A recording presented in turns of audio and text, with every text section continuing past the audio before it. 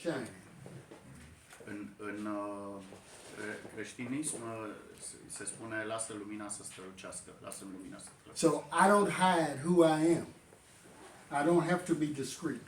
Eu nu trebuie să fiu discret.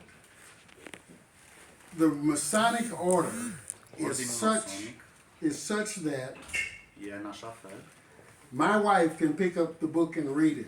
că soția mea poate să ia cartea să o citească. Because actually, according to, per Amazon, McCoy, Poate fi cumpărată and several other Amazon, outlets. Apple și alte magazine. Anybody can buy a Masonic book. Oricine poate cumpăra o carte masonică. In America, anyway. În America, oriunde. Anybody can buy a Bible. Oricine poate cumpăra o Biblie. However, understanding Oricum, what is written a ceea ce e scris acolo is a different story. e o poveste diferită. You can learn the signs, the symbols, but to know what they mean, semnele, fără să știi ce înseamnă alea. to know what they mean, you have to come to the lodge. Ca să știi ce înseamnă, trebuie să vii în lojă. Okay? You don't permit women in church. În fine, ultima mea întrebare este o observație. My last question is an observation. Cartea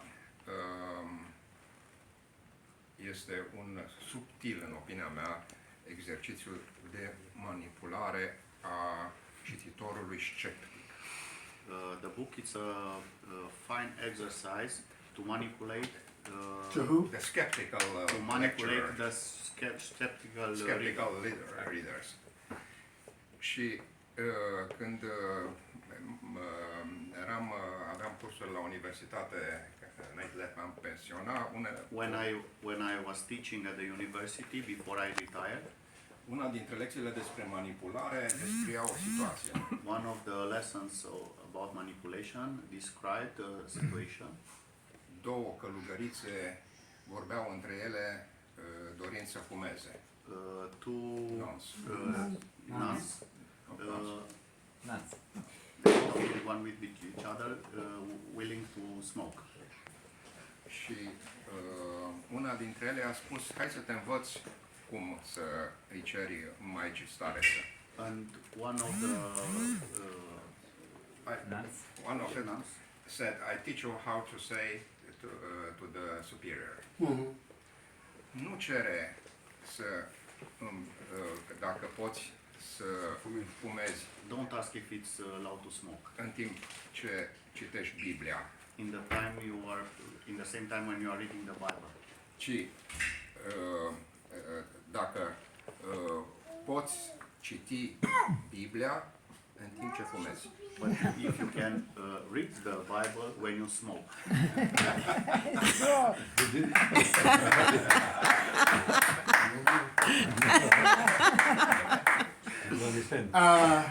I understood two words, manipulation. Okay, let me say this to you.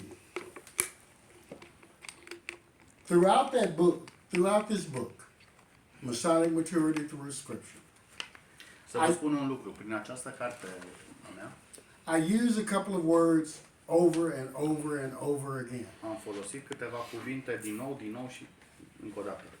One word is principle. Un cuvânt este principiu. A principle does not change. Principiul nu se schimbă.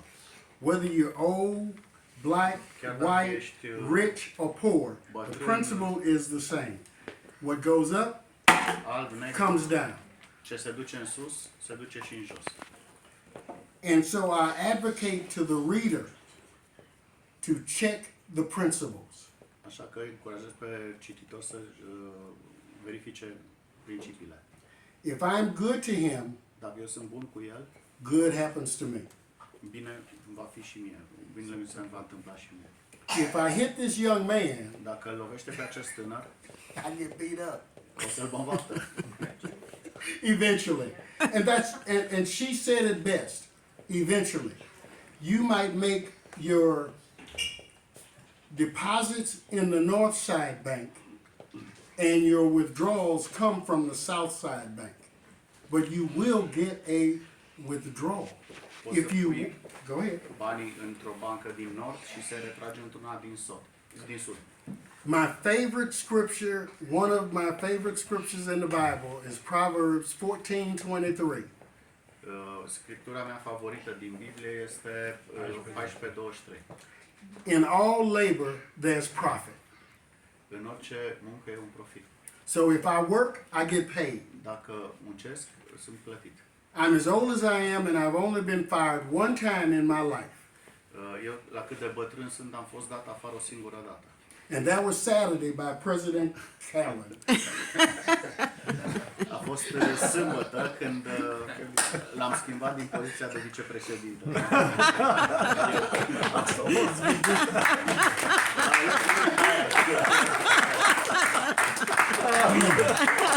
For welcoming you in Romania. Welcome.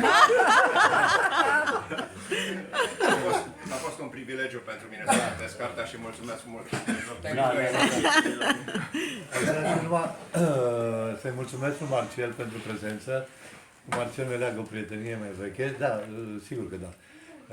Un singur lucru vreau să spun despre carte. He wants to thank Marcel because they are old friends and he wants to say just one thing about the book. Dacă a fost scrisă cartea Maturitatea masonică prin scripturi, If the book Masonic Maturity through Scripture was written, e o recunoaștere a faptului că masoneria era cu mult înainte de a exista scriptura. it's a recognition that Freemasonry is born before the Scripture. Yes. Ok. Interesant.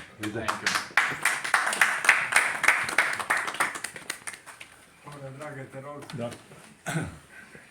Primele 5 întrebări. La Soren Chid aici. He's asking În when primul they are rând, closing mulțumesc the pentru book. invitație și chiar că voi citi cartea. I will read the book. În al doilea rând, o voi și prezenta pe unde umblu eu și umblu. Destul, inclusiv în context masonic sau nemasonic. And I will present this book wherever I'm going and I'm going in many Luați-o places. ca un cadou din partea mea pentru cei care sunteți aici. Take it like a gift. Faptul că aici este acest calendar din anul, pentru anul viitor, The fact that here is the calendar for the next year, în care apare și lojile masonice din Timișoara. in which appears also the Masonic lodges from Timisoara. Da. În afară de asta, mai apar și eu, In addition, lucrând în calculatoare. Și toată viața mea am lucrat în calculatoare și am și eu locul meu aici. Și în afară de asta, întrebarea la care vreau să ajung necesită o introducere, fiindcă eu am încăsat foarte multe faulturi din cauza acestei întrebări. yeah, and my question needs an introduction because I was hit it many times because of this question. Undeva în acest calendar este o pagină cu inaugurarea catedralei din Timișoara. Se numește Târnosire. Somewhere in that book, appears part where it's writing about the Biggest church in initiation of the biggest church, the Cathedral of the Timisoara. It was in the 1946 A fost în 1946, near the king of Romania, Michael, lângă regele Mihai. and my father was in the first front as priest Tatăl meu there. era în primul rând ca preot. He is here in the photo. The question is based on the fact, Întrebarea este bazată pe faptul pentru că eu odată am educație religioasă prin familie, I have religious education through my family. am participat în fiecare duminică și nimeni nu mi-a spus la o școală că de ce mă duc la preotul care m-a botezat pe mine și pe sora mea. I participated every Sunday at a priest which baptized me, Yeah. and nobody in my school asked me Why? And when I was 10 years, când am avut aproximativ When I was 10 ani, am reușit 10 să years old. șochez pe tatăl meu, I managed- refuzând să spun tatăl nostru.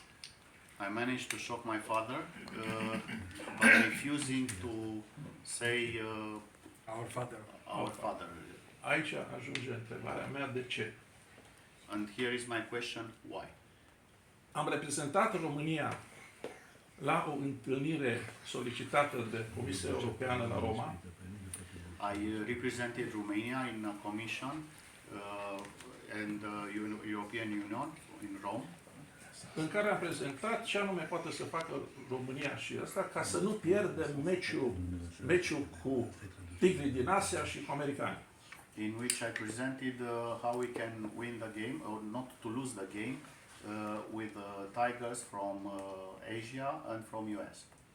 La un moment dat, președintele a stricat regulile și a dat cuvântul unui tip, a At a dat certain moment, the president destroyed the rules and he gave the speech to a un cardinal de la Vatican care se ocupa cu calculatoarele, cardinal from Vatican who was working in IT, irlandez, Irish, care în fiecare zi cel puțin 3 filme făcea cu papa și așa mai departe, every day he was producing every day 3 movies with the Pope, cu care am rămas în relații foarte bune, o scurtez, with whom și care cu acest cardinal, care a vorbit he's in despre good connection, catolicismul în era internetului. and he spoke about Catholicism in the IT area, internet area.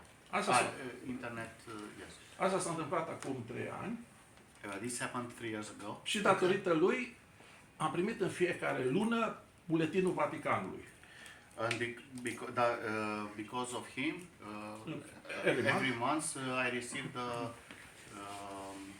bulletin of the Vatican. În luna martie, Publication of the în luna martie 2018 In March 2019, a fost scris că un conciliu, al treilea conciliu al Vaticanului, it was written the third concile of the Vatican. a hotărât să modifice rugăciunea Tatăl nostru They decided to change our Father praying, Pater Noster. considerând că este o traducere greșită considering that it's a bad translation în zona în care nu ne duce pe noi în ispită, in the area where it's written, don't drive us to sin. în care pentru mine când am avut 10 ani, scuzați-mă acum, vă spun că suntem așa, eu am zis, tată, eu nu mă rog la dracu.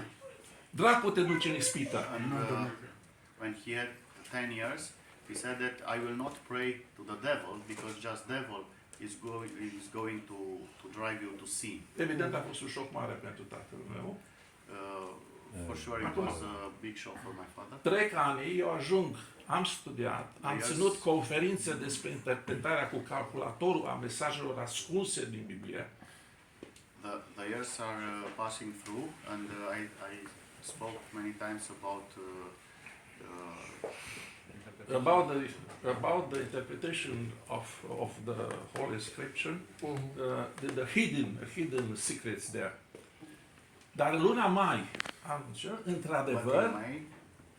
într-adevăr, în zona catolică s-a schimbat Tatăl nostru, in the Catholic area they changed în care a spus ocrotește-ne de ispită.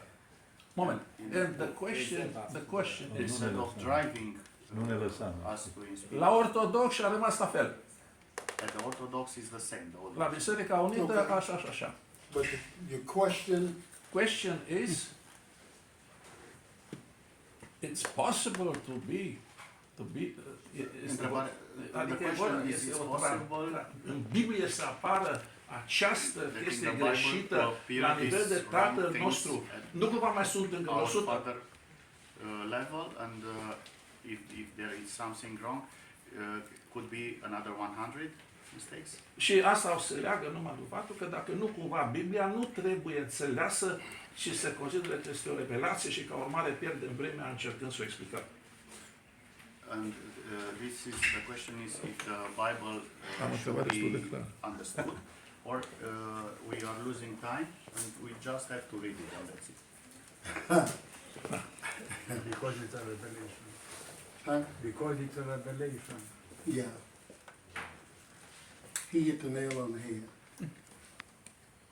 First thing, I was taught, when I first came into the Masonic order, I was taught more scripture and given more life lessons than I was receiving at the local church.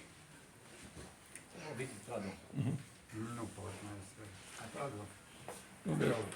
Spune că atunci când So- a intrat în masonerie, el a aflat mult mai multe decât ce a citit Biblie și așa mai departe, scripturi în biserici. L-a ajutat.